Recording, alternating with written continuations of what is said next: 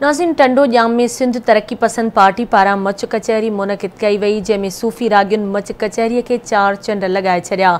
उन हवाले से पेश आई अज़हर लोची जी रिपोर्ट।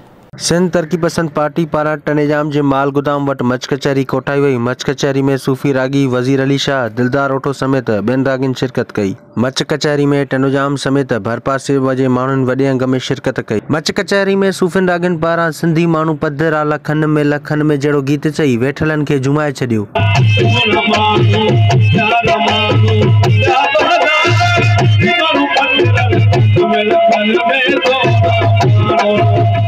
मच कचहरी में शिरकत कंदड़नि आवाज़ टीवी न्यूज़ सां ॻाल्हाईंदे चयो त मच कचहरी माण्हुनि खे हिकु हंधि गॾु करे थी। मच कचहरी हर हंधि थियणु खपे।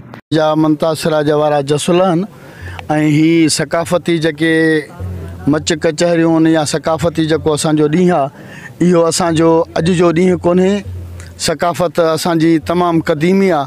अॼोको ॾींहुं जेको तरक्की पसंद पार्टी तालका टंडो जाम जी तरफ़ां जेको सकाफ़ती ॾिहाड़ो रखियो वियो हो, मुनक़द कयो वियो हो, पोइ दोस्त जसलाणा ऐं सिर्फ़ु हीअ चवंदुमि त सकाफ़त सिंध जी 5000 साल पुराणी आहे। हिन सकाफ़त खे अचो त पाण सभु गॾिजी इजारा कयूं। शाह लतीफ़ ऐं सिंध जूं जेके बि मदनी वसीला आहिनि, सिंध जी जेके बि तारीख़ी माग आहिनि, उनखे दुबारा उजागर कयूं ताकी सिंधी माण्हुनि खे, सिंध जे माण्हुनि खे उन जी ख़बर हुजणु खपे त सकाफ़त केतिरी पुराणी आहे।